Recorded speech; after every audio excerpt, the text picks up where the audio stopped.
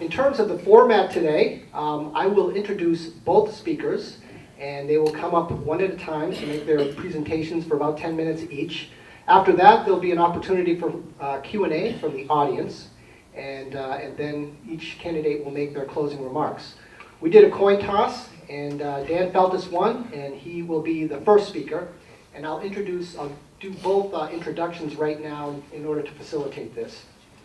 So starting with Dan, he's a Concord attorney who, for the past 8 years, worked for the New Hampshire Legal Assistance, advocating for low and middle income persons and families in court and in the legislature, including in employment security, affordable housing, energy efficiency, consumer utility law, and veterans issues.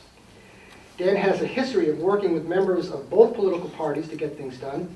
He has provided community service, including on the Stay Warm New Hampshire project, Habitat for Humanity, and on the City of Concord Board of Ethics.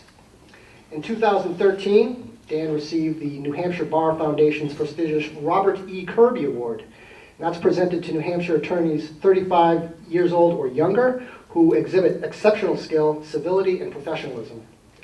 Dan's law degree is from the University of Iowa, and he has a master's degree in public policy from Georgetown University, focusing on economics and energy regulation. Dan and his wife, Erin, who is also with us today. Erin is also an attorney. They live in the south end of Concord with their dogs, Franklin and Roosevelt. Lydia Harman was born in Concord and has spent much of her life and career connected to Concord, Hopkinton, Henniker, and Warner. Growing up, she worked in her father's veterinary practice, doing everything from the ground up, from cleaning cages to assisting her father on farm calls. She's a product of both Concord public and parochial schools. She later attended Emma Willard School and New England College at their Arundel, England campus. She is a veteran, having served as a medic in the Army Reserve with the 368th Engineers Headquarters Battalion. As a volunteer for summer program facilitating Russian orphan visits with host families, Lydia met and adopted 3 of her 5 children. She has been an active volunteer in the Warner community, serving on 4-H, the Warner Area CAP, Fall Foliage Festival, and numerous other community organizations. She has been an active member of Toastmasters. She is a small business owner of a real estate brokerage, and she currently lives in Warner with her husband of 24 years. Erin is with us here today. We have spouses Erin and Aaron, if you can believe that. So thank you, candidates, and we will start with Dan Feltus.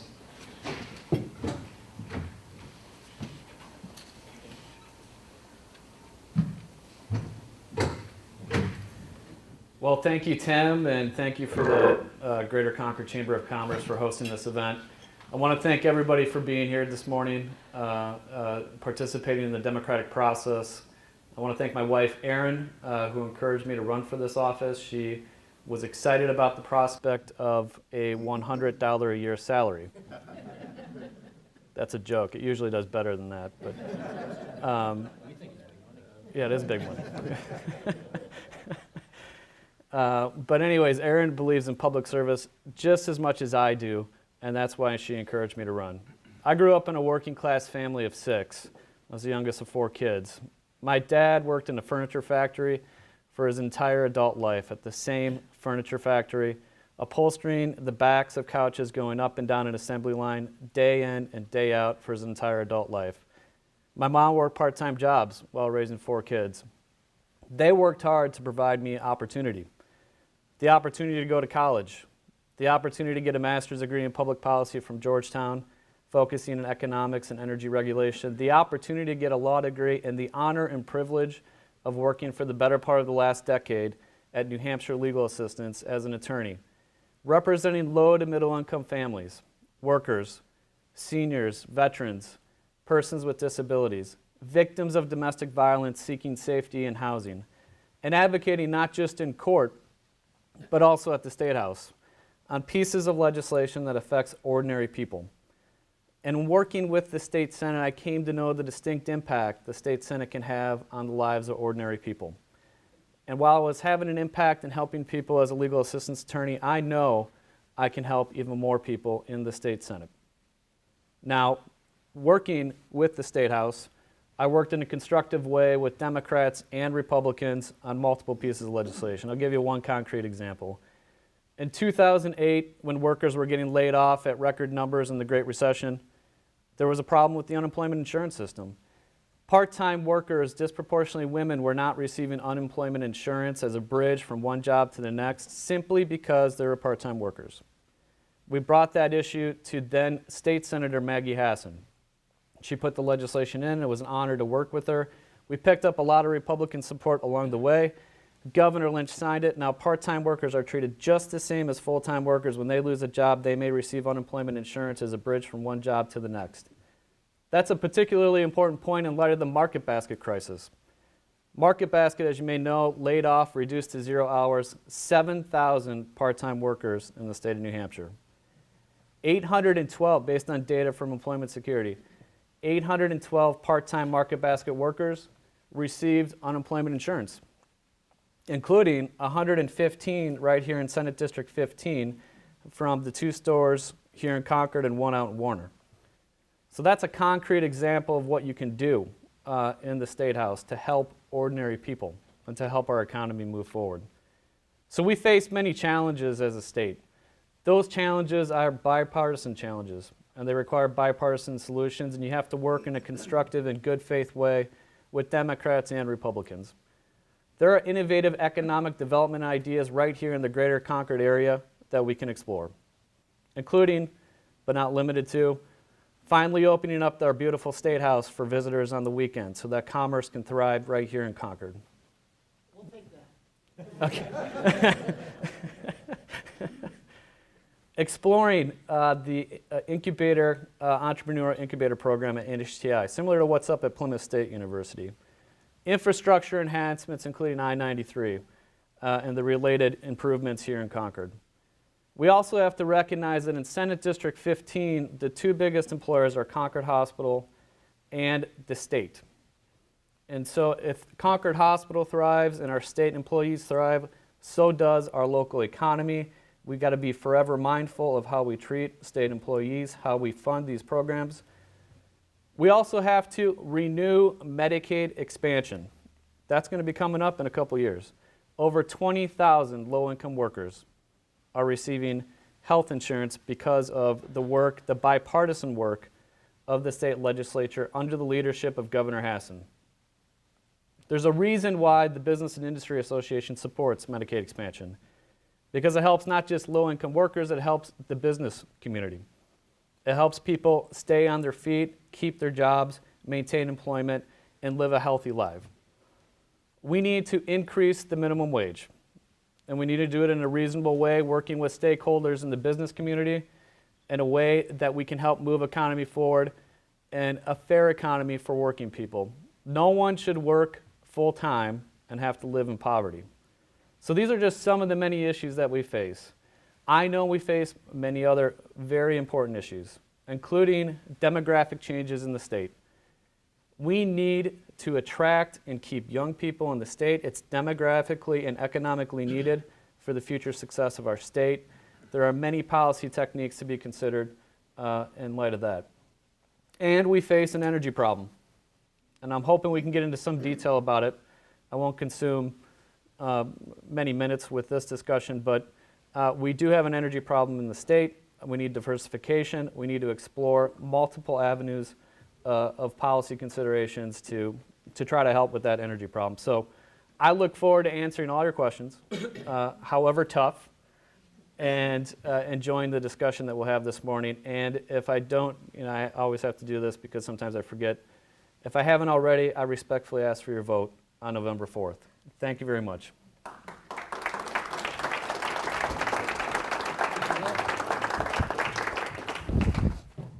Invite candidate Lydia Harman up to the podium.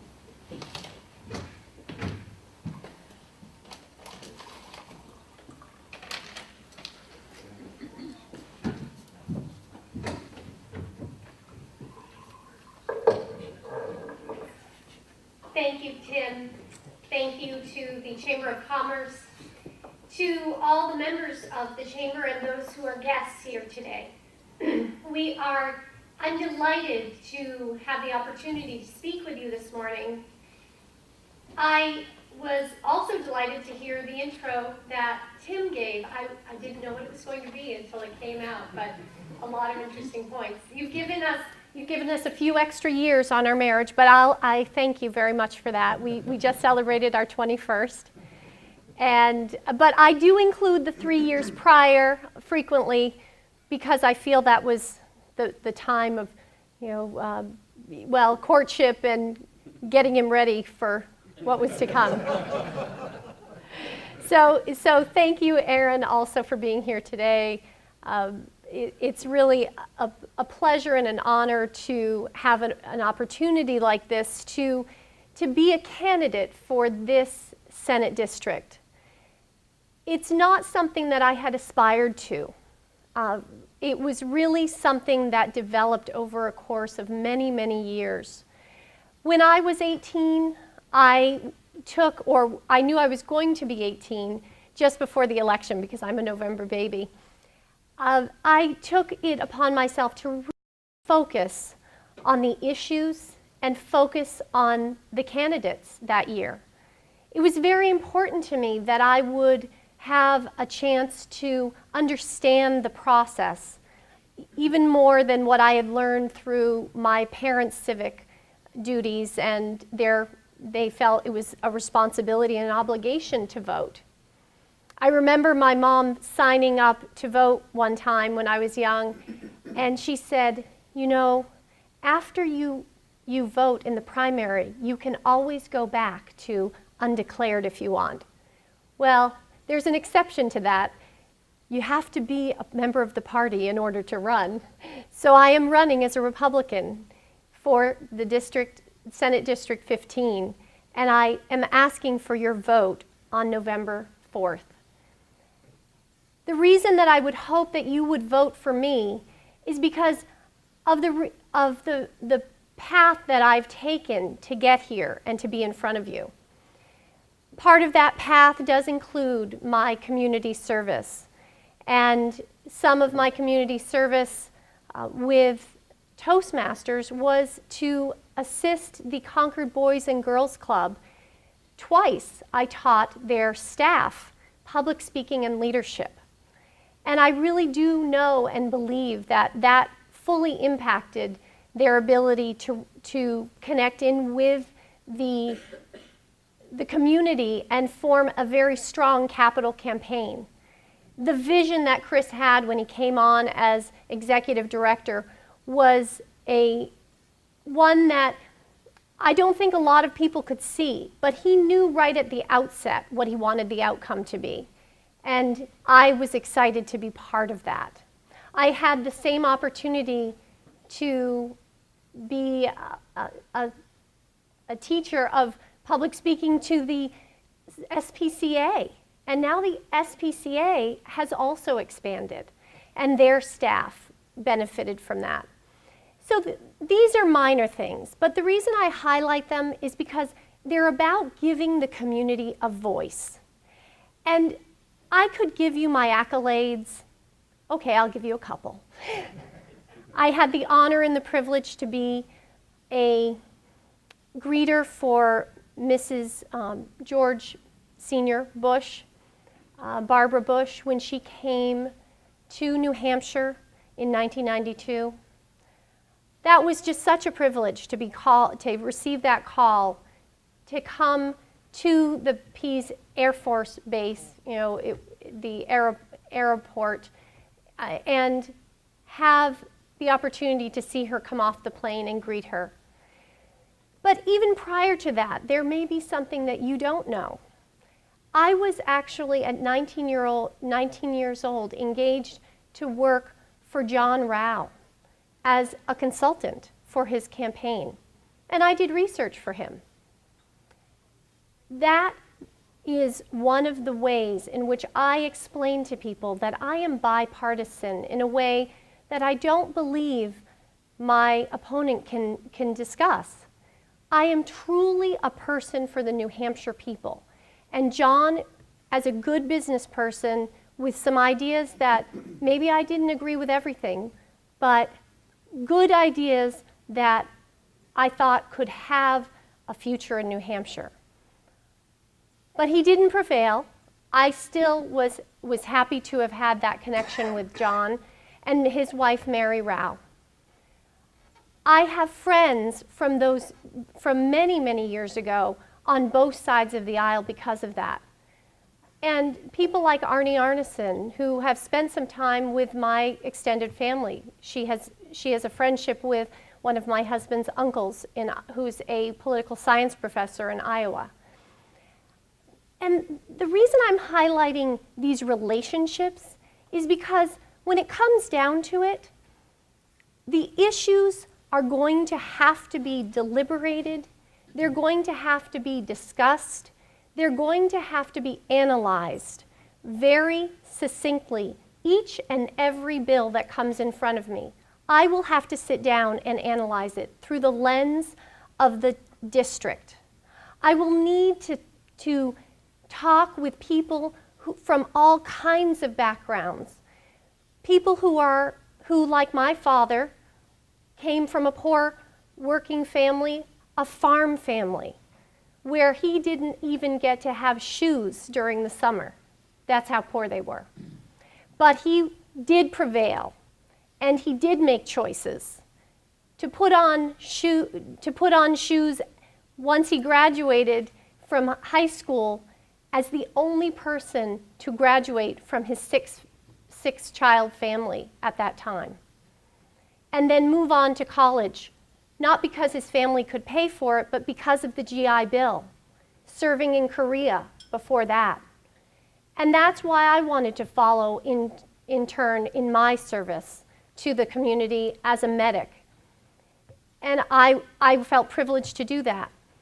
But coming back, I see life through a very different lens because I do have children, 3 of whom came from a communist country and didn't have choices until I gave them the opportunity to be citizens here of America. My husband and I working together to do that. There are so many issues, and I do have specifics, but I think what it comes down to is you're going to vote for the person on November 4th who you feel you can best communicate with about these very difficult issues.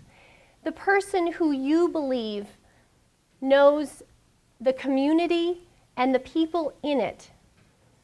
And the person who is willing to make difficult choices, like the one that I had to make, to form some different decisions about how my ideology fits in to this district's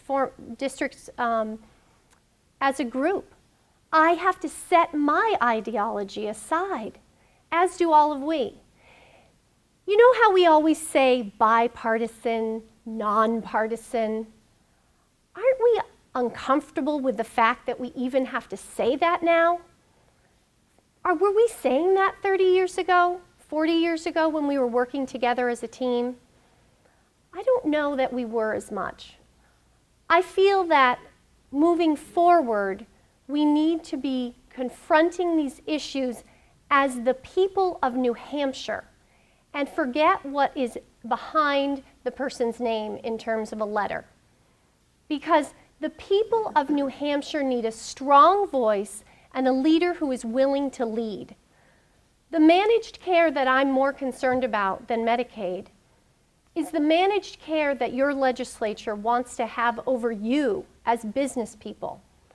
Managing your lives and your business decisions, your family's decisions, your property decisions. Those are the managed cares decisions that I'm very concerned about. I will not manage you, but I will choose to lead you. And sometimes you won't agree with me, and sometimes I won't agree with you. But we will shake hands, and we will part friends, and we will come to the table to find solutions to solve the problems that New Hampshire has. And we will do an excellent job to prosper New Hampshire. This is the time. It's now. The place is here, and we are the people. Please support me on November 4th. I appreciate your vote. Thank you to the Chamber.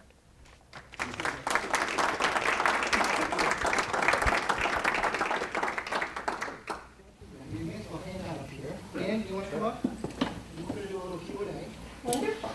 So, I'll give this to you.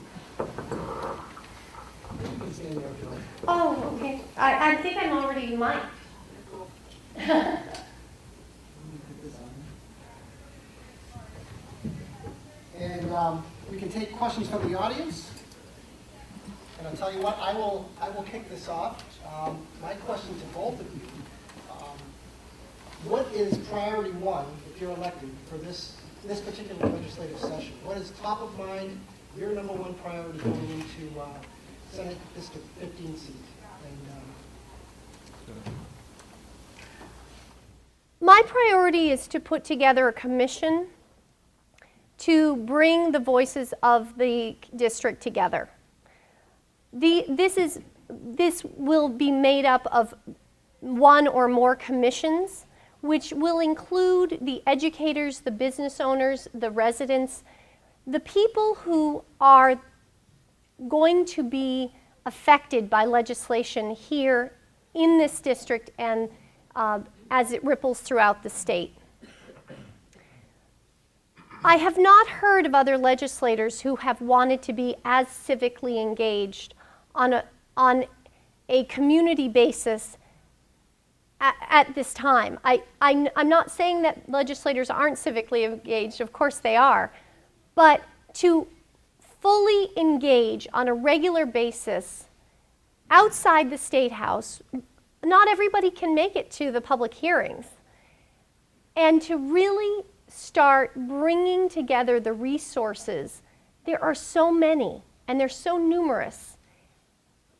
The great minds of New Hampshire, the great problem solvers of New Hampshire, and those bringing these district commissions into formation, I will do the day after the election in order to facilitate within 100 days information to the legislature about proposals for solving problems.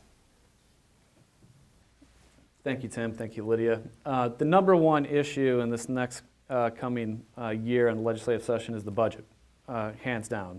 And it's going to be a tough budget, and we need to make thoughtful and considered decisions with respect to the budget, including investing in infrastructure and education. Under Governor Hassan's leadership, we froze college tuition. Community college tuition went down under a bipartisan budget led by Governor Hassan. We need to make further strides in education and investments in education. We need to fund the mental health settlement with the Disability Rights Center. That is critical not just to our state, but also to the capital region. We need to get that done. So there are a whole slew of different tough decisions that are going to be made within the budget. And my view of budgeting is similar to businesses, nonprofits, and families. You look at both sides of the ledger, revenues and expenditures, and you make thoughtful, considered judgments on each one of those. And it's going to be tough and difficult. But as I've said before, I'll say here today, is no one person or one political party has a monopoly over good ideas. You work best when you work together. That's what I'm going to do on the state budget. And I'm going to stand up for the least vulnerable of our society. I'm going to stand up for infrastructure and education. And I'm going to work constructively with Democrats and Republicans in the state Senate. thank you. Questions from the floor? Yes, ma'am. Hi, my question is for Lydia, and I was doing some research and I saw that in 2012 when you ran, you signed a cornerstone pledge in which you were against a woman's choice to terminate a pregnancy and also against marriage equality. And I'm wondering, this time around when you're running, do you stand by that prior pledge or have you changed your position? I've not taken any pledges this time around for that, for a variety of reasons.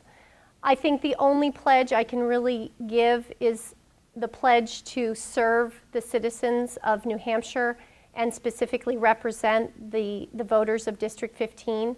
I have a lot of friends who have had to make those difficult choices with regard to their abortion. And it is not a decision that I feel I can make for other people at this point. Those are thank you for bringing this up, because that has been a very, very difficult struggle for me personally, because my husband and I attend the CareNet banquets. We are very interested and engaged with that particular program.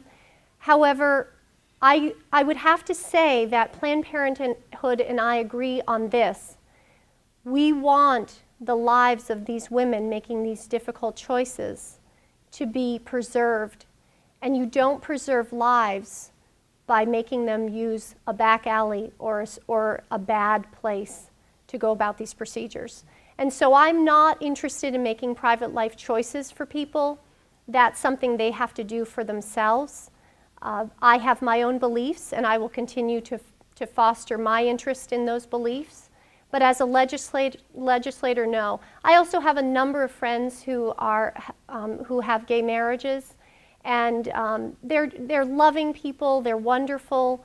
They greet me on the streets and give me hugs and just say how excited they are that I'm running. And so there again, that's their private life choice. I'm not going to be able to take a stand to change that at this time. Thank you. There's a question. The casino vote is in one hour. Are you voting yes for a casino for New Hampshire or no for a casino for New Hampshire? Question to both candidates. Well, hopefully in that 1 hour I'll be able to read the bill because the details really matter. And this isn't a yes or no answer for me. The real critical question is whether or not, the threshold question is whether or not the revenues are predictable. There's a lot of moving parts, including what happens in Massachusetts on the ballot initiative. Folks put out expanded gambling as an issue in terms of solving our revenue problem in the state. If we can't actually, in predictable and reliable fashion, think that that's going to happen, then it's not worth it. If you pass that threshold question, there are a number of other concerns that I have, including protecting the Capitol Center for the Arts. There has to be built-in protections for the Capitol Center for the Arts. If there's an entertainment venue and a casino that's going to put the Capitol Center for the Arts out of business, I'm not voting for it. There needs to be safeguards and resources to deal with the issue of gambling addiction. I've worked at legal assistance with folks with addictions, and it's very personal to me, and it'd have to be in that bill. So those are just some of the criteria that I would put it through when I review it. But New Hampshire does have a revenue problem, not a spending problem, and I don't think it's fiscally prudent to automatically take off the table any revenue option. If you want people to come to the table to solve the revenue problem, it's not a constructive approach either. Thank you. I would vote no. And this is why. A gambling policy is a tax on the poor. It is saying to the impoverished people here in New Hampshire, who we are desperately trying to help and give a hand up, you are our ticket to more revenue. And we're going to bring this into our state, no matter what the consequence, to mental health, to the impoverished people who will, statistics show tend to be the gambling sector, repeated gambling and gambling addiction. We want to help New Hampshire thrive, and putting a Band-Aid of a casino and calling it revenue is not something that I would employ. I would very much like to address the fact that mental health in our state right now is at a critical high. We have such mental health issues that we can't possibly take on another detriment to that situation until we fix and solve what we currently have right now. We used to be at the top with regard to good mental health 30 years ago, and we have declined to be close to the bottom now. Also, as I said and was quoted in the Concord Monitor saying, why would we bring people to beautiful New Hampshire for our ecotourism, put people in a windowless box and say, welcome to New Hampshire. You've seen the best and brightest of what we have to offer. No, thank you. Yes, sir. And then Jim. Yeah, for both candidates, what specific proposals would you advance that would lower the cost for small and moderate businesses in the state to operate so that they could create more jobs and stem the flow of our young people leaving the state? Dan, you should probably start since it's a reverse Sure. order, so Dan. That's fine. So one thing that's going on right now is Governor Hassan's initiative, Live Free and Start. And I think what they're looking at is some of streamlining of the regulations for small businesses and mid-sized businesses. Some of our laws and securities laws haven't been updated in a while, and they're antiquated. And some of that sort of reforms, I think, should be considered and move forward on. So one thing that we can do, in addition to that, is bolster up, I think, bolster up our job training programs. We have great job training programs, in part with DREAD, in coordination with the community college system. And right now we have jobs that are open but not filled because people don't have the skills to fill it. And so in terms of keeping people here, bolstering up our job training and our education system is something that we need to do. By the way, incidentally, we're not the only state facing a deficit in job training right now. And if we get out in front of it and we have a highly qualified workforce, we can be an attractor of business as well. So those are just a few ideas to help move the ball forward on that particular question. Thank you. I would agree with Dan. We have an opportunity here, and the climate is ripe for us to really engage fully in talking with the businesses and working together. We've got to have partnership. We have to have inclusion of many people coming together and having these conversations about how do we get to a point where we have a skilled workforce that can be employed in the jobs that we have now. Then once those jobs are filled, or in conjunction with filling those jobs, introducing opportunities for streamlining the development policies and practices of our state, so that when a company wants to come into our state, we haven't kiboshed their ability to develop. Or even in a town situation, right here in the great city of Concord, we have a dynamic where we want to have full-day kindergarten, but we're not allowing the businesses to flourish. We're not allowing the businesses to develop in places where they can and should be able to. So if we capture the taxes that are already in place to fulfill obligations we already have, and we do our utmost to do that, then we'll be able to move forward. We also have a very high business profits tax. We need to consider what we're doing with that. I know that Dan has talked about a capital gains tax in addition, and I can't say that I support that at this time. Capital gains, it's about savings, it's about investment. I think we want more investment, we want more savings. So you tax what you want less of, and that's unfortunate. The other thing we have to consider is businesses move like lightning. When there's a great opportunity, and when we align ourselves with good legislation and good practices, policies, we will find that the businesses are quickly attracted, like a bee to honey, back to our state. But as soon as we implement or start signing the implementation of poor business practices legislation, we have the movement of businesses out of our state. And they're packing their bags, before we've completed the fulfillment of a bill. And they've left. And that's what's happened over the last 20 years. And I want to see us re-engage with good business practices that really ignite our force. And that includes the new technologies, because that's what our millennials want. The 18 to 33-year-olds want the opportunity to work in these high-tech industries.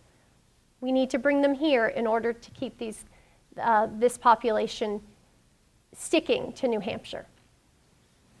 Jim McConaughey, did you have a question? Joe asked an excellent question, which was my question. Okay. And we got excellent answers. There we go. Well, that's great. Is this a question for both of you? Speaking of people packing their bags, UNH costs more than almost any state university in the country, and not surprisingly, New Hampshire graduates have the highest debt level in the country. Specifically, what would each of you do to try to make university education more affordable and to keep our best and brightest young people here in the state? My turn? Okay. We need to really consider how to make higher education affordable. We have a situation, if you look globally, right now with Germany offering to pay for the educations of Americans even.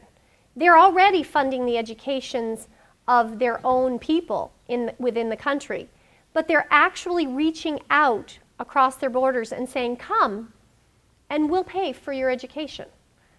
Now, I'm not in the position of needing my first degree, but I'll tell you, if I were, that would be something that I would consider. We have to consider different options for cost-effective outlay of how the funds are used. We also have to bring the educators to the table, the administrators to the table, and business owners too, who might work with us in terms of public-private partnerships. I think the future is about public-private partnerships, positive ones, ones that give everyone a win-win scenario. And I believe that coming to the table, especially through the commissions, it's going to be an important conversation, because I do plan to have a young professionals and millennial commission that would specifically address issues such as this. Well, as I said earlier, Governor Hassan's leadership, bipartisan budget froze college tuition. That's great. We need to take steps moving forward. One of those steps is to provide potentially more support for higher education. I know the Board of Trustees has provided a proposal, including a scholarship type of mechanism to keep New Hampshire students in the state. I think we need to examine that as part of the budget process. And when you're looking at a budget, you have to consider revenues and expenditures. Yes, I've talked about capital gains as relieving pressure on property taxes, maybe even business taxes, as a consideration of enhancing our revenue structure. Right now we have a regressive system of taxation in the state. 2013, the top 1% income earners in the state in 2013 paid an effective tax rate of 2.4%, state and local taxes. Bottom 20% income earners in the state paid an effective tax rate of 8.6%. That's a regressive system of taxation that relies disproportionately on the property tax. If there's something like a capital gains that's structured in a way that encourages and incentivizes investments in small businesses with maybe a higher rate on short-term versus long-term capital gains. In other words, small businesses, you don't invest in a small business and take your money out right away. If you're a day trader, you're doing that. And so capital gains is one idea to consider to supplement our budget to help with something like education and infrastructure. Ideas just to cut taxes without looking at the full picture doesn't make sense. It's not fiscally prudent. Another idea, another thing that came up earlier in terms of attracting and keeping young people here, a woman asked the question about pro-choice and marriage equality. I am unequivocally pro-choice and unequivocally supportive of marriage equality. And if you want to attract and keep young people here, you got to support those two initiatives, all right? So if you want to backslide on those two things, see what happens with young folks in our state. I don't think it will be a positive development. Another thing, just to respond quickly I forgot something in response to this gentleman's question. The Small Business Health Options Program has yet to go into effect. And that's an element of giving tax credits to small businesses to help them get health insurance and cover their employees. That's something that's going to be coming online in about a year. We need to make sure that we work with HHS and the insurance department and the governor's office to effectively implement that so that small businesses get the opportunity to, in an affordable way, get health insurance and move forward to reduce costs. So that's something that I think that we need to take a look at. And the state Senate can serve a critical oversight function. Sometimes it does, sometimes it doesn't. But I think as state senators, we need to ask the tough questions, especially on those types of programs, to make sure that they're functioning properly, listening to the business community, make sure it's working in a constructive way. Time for one final question before closing remarks. Anyone? If not, I will take the option. Dan, you had mentioned earlier the issue with energy. Right. We are facing, in my opinion, a crisis that can have a detrimental effect on the New Hampshire economy with spiking energy costs. Manufacturing is the #1 industry in the state. If they see these spiking costs, it's going to be very difficult to attract businesses or to enact expansion. So what would you folks do to come up with a plan to alleviate these spikes? And we'll start with Lydia. Yes, I really think we need to be focused on alternatives to what we have for our mainstay energy sources. Solar has become such an interesting and effective way for a lot of people to get power to their homes. And I believe that with innovations and just different ways of working with the materials, we could be looking at a very innovative opportunity for the manufacturing industries, for businesses. Just in general, we need to be looking at other sources of energy. We have wind here in New Hampshire. At one point, we had hydro. We have, how many grist mills are there here in New Hampshire? Well, those were powered by water. Of course, we have the dams and the water levels are different now, but we could consider that. We do have a lot of waterways that we could potentially work with. Definitely, we want to grow a green economy in the sense that having options for people to have solar-ready roofs for the building industry, and to have those options also for the commercial and manufacturing areas, in the industry areas as well.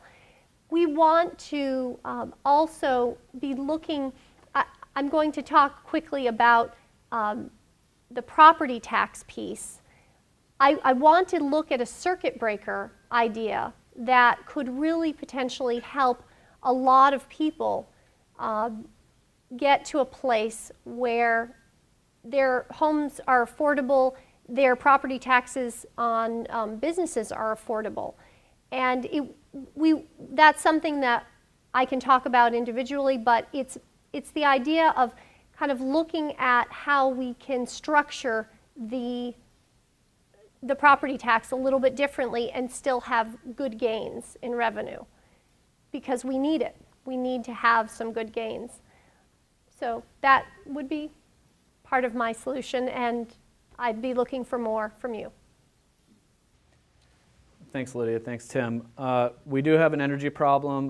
One of the critical features of it is that we're heavily reliant upon natural gas, both in terms of heating and also in terms of electricity generation on the northeastern grid. Over 20 years, the next 20 years on the northeastern grid, we're going to lose 8,000 megawatt hours of generation on the grid. The good news is that that's oil, predominantly in coal. The bad news is that losing that generation puts an upward pressure on prices, particularly if we're heavily reliant upon natural gas. So what can we do? The question is diversification. And we can take steps consistent with the recently released 10-year energy strategy of the Office of Energy and Planning, which went through a whole process with multiple stakeholders, the business community, other interest groups. And some of those ideas include ramping up our investments in renewable energy right here in the state of New Hampshire, including, we can ramp up the Renewable Portfolio Standard Program, which is the program that funds business and residential renewable energy projects, solar hot water heaters, solar cells.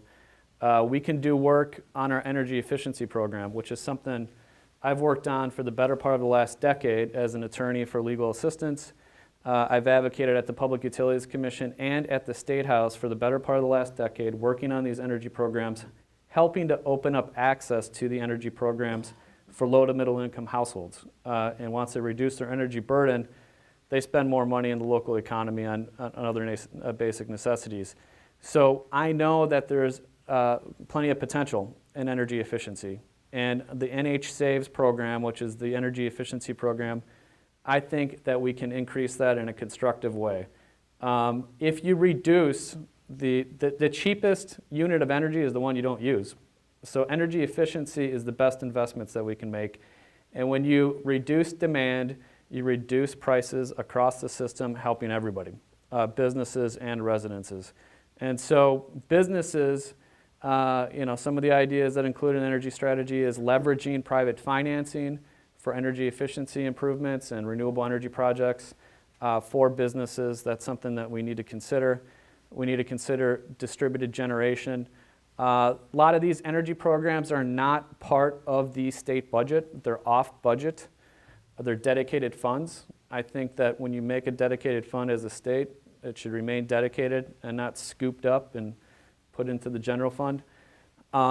And that goes with LCHIP and some of these other dedicated funds.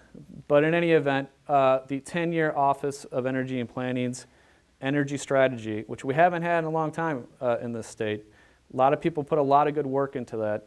We should take steps consistent with that to move forward in the state and consider other innovative ideas that are more long-term, like passenger rail, whether or not that would be a good idea with an intermodal connection to the bus stop. I want to make that clear. Here in Concord. So we're going to look at that economic feasibility study of passenger rail that's going to be released soon, but that could be a component of a longer term energy strategy for the state. It's going to be tough. It's going to be a tough winter, particularly for low income households who are not receiving the same level of federal fuel assistance that they once received. And we need to work together to help folks. And working together, Democrats and Republicans, recognizing that, as I said, and it was printed in Megan Doyle's story, it is a moral obligation that folks survive the winter and that we take long-term steps to make sure that they can afford to heat their homes in the winter, and it's more efficient. There's a reason why evictions for non-payment of rent and foreclosures spike in the spring. It's because people are not paying necessarily their mortgage and their rental costs as a result of increased heating expenses during the winter. It's a basic necessity, and it's something that we need to look forward on moving forward. So thank you very much. Tim, we have a closing argument too, right? Well, not necessarily an argument, but I'll take my lawyer hat off. so yes, you have the option of just taking a minute or two to make closing remarks. We'll start with Lydia, please. Yes, thank you. I am really very pleased to be here. My husband and I have spent quite a bit of time in the chamber over the years. Aaron was an ambassador for several years, and I am still very involved with SIPN, Concord Young Professionals Network. So I hear the needs, and I hear the distress sometimes of the business community through the chamber connections. And I want to be able to support the business people, the entrepreneurs, people who are in the various echelons of a larger business, and the future entrepreneurs. And that all comes with communication and leadership. The reason that I am running is because I want to lead this district and New Hampshire to a place where we are excited about all the initiatives that we have put forward as a business community that have continued to help New Hampshire thrive, that have assisted with the social obligations that we have, the fact that people are struggling with the energy crisis here, and the long winter that we had last year. I know we're all hoping for a much shorter one this year. So basic needs, community building, neighbors, knowing neighbors, these are all part of what I've been doing throughout my life here in New Hampshire, and I want to continue that forward into the legislature to represent you and the members of this community. So I ask for your vote on November 4th. I ask for your involvement in the process in whatever way you would like to be involved. And I look forward to answering additional questions. I can be reached via email, Lydia, lydiafornh@gmail.com, so that I'm directly available for you. And please greet me after if you have further questions. Thank you very much.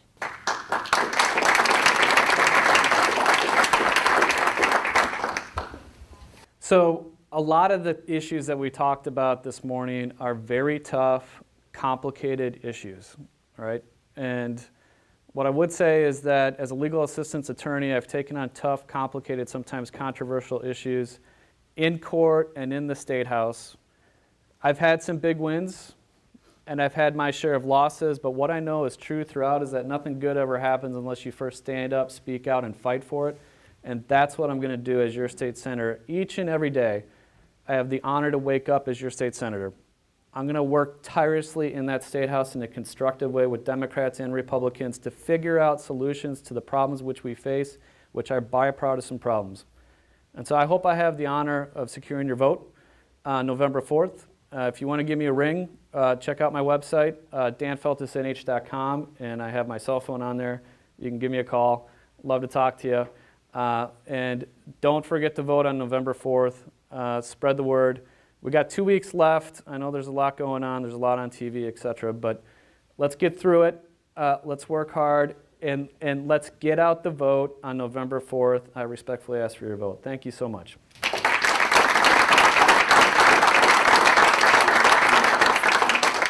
I want to thank both candidates for your unselfish commitment to public service. Thank you for running, for taking on this responsibility. And thank you for being a part of this forum this morning. And thank you all for coming, and we'll see you at the next one. Have a great day.